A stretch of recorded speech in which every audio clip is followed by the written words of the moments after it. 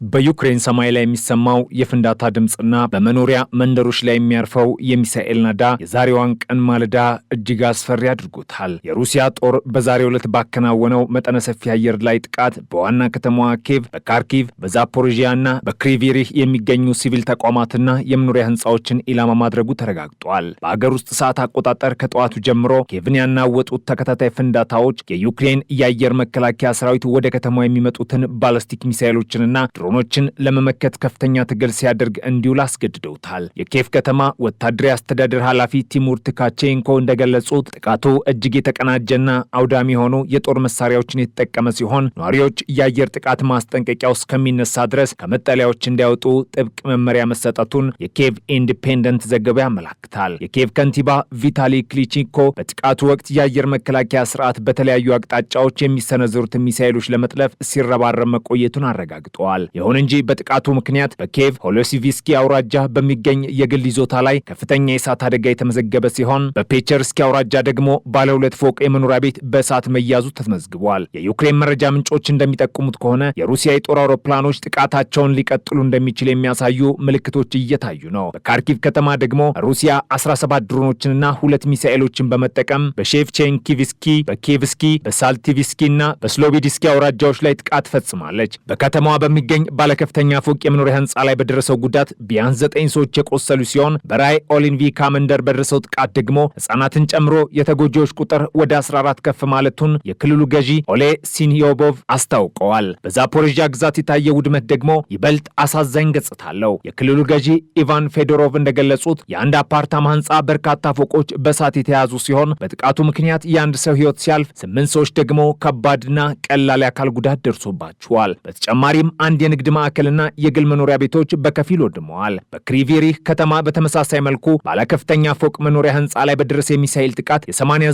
ዓመት አዛውንትና የ82 ዓመት ሴት ላይ ጉዳት ደርሷል። እነዚህ ጥቃቶች የተፈጸሙት ባለፈው ሳምንት በስዊዘርላንድ ጄኔቫ በሩሲያ ዩክሬንና አሜሪካ መካከል የተካሄደውን የሰላም ድርድር ተከትሎ መሆኑ የሰላሙ መንገድ ምን ያህል ፈታኝ መሆኑን የሚያመላክት ነው። በዲፕሎማሲ መስመር ላይ ያለው እንቅስቃሴ ቢቀጥልም ዩክሬን ግን የረጅም ጊዜ የመከላከያ አቅሟን ለማጠናከር ከምዕራባውያን ሀገራት ጋር ያላትን ወታደራዊ ትብብር ወደ ላቀ ደረጃ እያሸጋገረች ትገኛለች። ፕሬዚዳንት ቮሎዲሚር ዘለንስኪ በቅርቡ እንደገለጹት 4 የዩክሬን የመከላከያ ተቋማት ከዴንማርክ፣ ፊንላንድና ላትቪያ ኩባንያዎች ጋር የጋራ የማምረት ስምምነት ተፈራርመዋል። ይህ ከዩክሬን ጋር ይገንቡ የተሰኘው ተነሳሽነት ዩክሬን የራሷን የድሮን ምርት በማስፋፋት የሩሲያን ጥቃት ለመመከትና ወደፊት የሚመጡ ስጋቶችን ለመከላከል የያዘችው ስትራቴጂ አካል ነው። በተፈረሙት የስምምነት ሰነዶች መሰረት አጠቃላይ የኢንቨስትመንት መጠኑ 800 ሚሊዮን ዩሮ ወይም 950 ሚሊዮን ዶላር አካባቢ መሆኑን ተገልጿል። የስምምነት በአየር ላይና በምድር ላይ የሚንቀሳቀሱ ሰው አልባ ተሽከርካሪዎችን በጋራ ማምረትን የሚያካትት ሲሆን የዩክሬን የመከላከያ ኢንዱስትሪ ወደ አውሮፓ ገበያ እንዲቀላቀል ትልቅ በር የሚከፍት ነው። የዩክሬን የመከላከያ ኢንዱስትሪ ምክር ቤት እንደገለጸው ስምምነቱ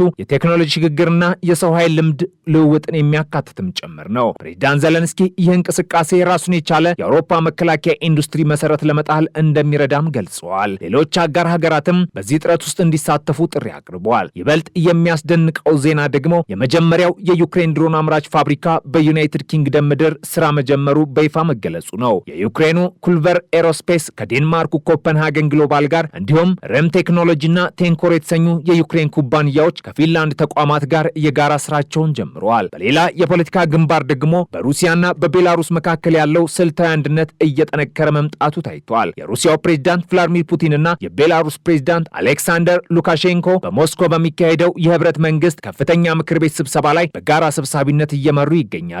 የክሬምሊን የዜና አገልግሎት እንደገለጸው ስብሰባው ከ2004 እስከ 2026 የህብረት ስምምነት አፈጻጸምን የሚገመግም ሲሆን ለቀጣዮቹ 3 ዓመታት ማለትም ከ2027 እስከ 2029 የሚሆን አዲስ የስትራቴጂ ሰነድ ላይ ይመክራሉ። የስብሰባው አጀንዳ 7 ዋና ነጥቦችን የያዘ ሲሆን የሁለትዮሽ የኢኮኖሚ ውህደት፣ የድንበር ተሻጋሪ ትራንስፖርት፣ የጥራት ቁጥጥር ኮሚቴ መመስረትና በዓለም አቀፍ የህግ ጉዳዮች ላይ የሚኖረውን የጋራ ድጋፍ ያካትታል። ፕሬዚዳንት ሉካሼንኮ ለዚሁ ስብሰባ ረቡዕ ዕለት ሞስኮ መግባታቸውም ይታወሳል። በጦር ግንባር በኩል የሩሲያ መከላከያ ሚኒስቴር ባወጣው ዕለታዊ ሪፖርት የሩሲያ ባትል ግሩፕ ኢስት በዴኔፕሮ ፔትሮቭስክ ክልል የሚገኙ የዩክሬን የጦር ምሽጎችን መምታቱን አስታውቋል። የሩሲያ ሰራዊት ክራስኖፖል የተሰኙ በሌዘር የሚመሩና እጅግ ዘመናዊ የሆኑ የመድፍ ጥይቶችን በመጠቀም በጫካ ውስጥ ተደብቀው የነበሩ የዩክሬን የመከላከያ መስመሮችን ማውደሙንም ገልጿል። የሩሲያ የድሮን ኦፕሬተሮች የጠላትን መገኛ ቦታ በከፍተኛ ጥራት ከለዩ በኋላ መረጃው ለ150 52 ሚሜ ተንቀሳቃሽ የመድፍ ክፍለ ጦር በማስተላለፍ ጥቃቱ እንዲፈጸም አድርገዋል። በቪዲዮ መረጃ እንደተረጋገጠው በጥቃቱ ከመሬት በታች የተገነቡ ምሽጎች፣ የመገናኛ መሳሪያዎችና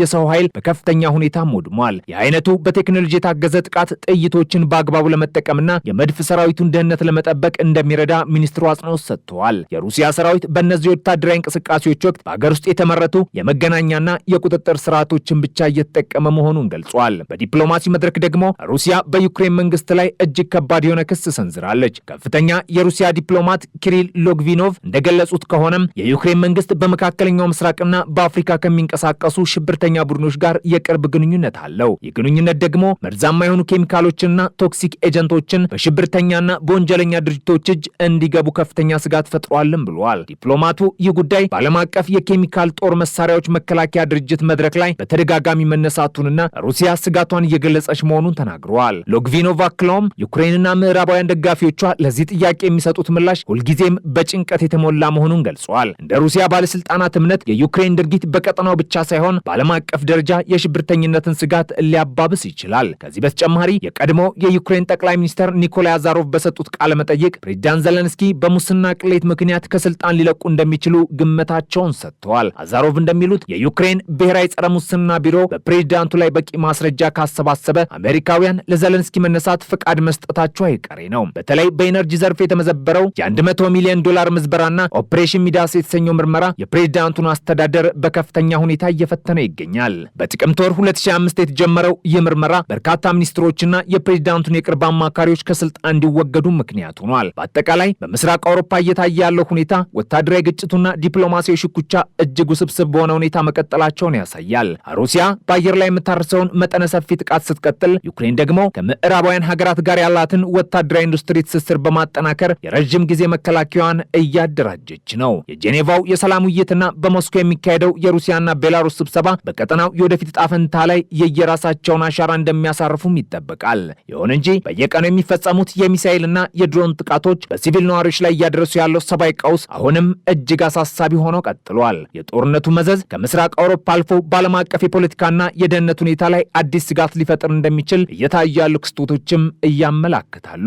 ዓለም አቀፉ ማህበረሰብ አሁንም ትኩረቱን በጄኔቫ በሚካሄደው ድርድርና በጦር ግንባር በሚታዩ አዳዲስ ወታደራዊ እንቅስቃሴዎች ላይ በማድረግ የግጭቱን ማብቂያ በጉጉት እየጠበቀም ይገኛል። የዩክሬን ጦርነት 5ኛ ዓመቱን እየጀመረ ባለበት በዚህ ወቅት በሁለቱም ወገኖች በኩል የሚታየው እልህና የወታደራዊ አቅም ግንባታ ለሰላሙ ሂደት ትልቅ እንቅፋት ሆኗል። ሩሲያ በቁጥር ብልጫና በከባድ መሳሪያዎች የዩክሬን የመከላከያ መስመር ለመስበር ስትሞክር፣ ዩክሬን ደግሞ በምዕራባውያን የቴክኖሎጂ ድጋፍ የታገዘውን የድሮን ጦርነት ወደ ሩሲያ ጥልቅ ግዛቶች እያሰፋች ትገኛለች። የዛሬው የ151 ድሮኖች ጥቃትና የሩሲያ የክራስኖፖል የመድፍ ድብደባ ጦርነቱ ወደ ከፍተኛ የቴክኖሎጂ ሽኩቻ መሸጋገሩን ያረጋግጣሉ። የዓለም ፖለቲካ ተንታኞች እንደሚሉት በመጪው ሳምንት በጄኔቫ የሚደረገው ድርድር ለጦርነቱ መቋጫ ይፈልጋል ተብሎ ቢታሰብም በጦር ሜዳ ያለው እውነታ ግን ሰላሙ ገና በሩቅ መሆኑን ያመላክታል። ታሪክ ዛሬም በደምና በባሩድ እየተጻፈ ሲሆን በሚሊዮኖች የሚቆጠሩ ሰላማዊ ዜጎችም የዚህ ታላቅ ፍጥጫ ሰለባ ሆነው ቀጥለዋል።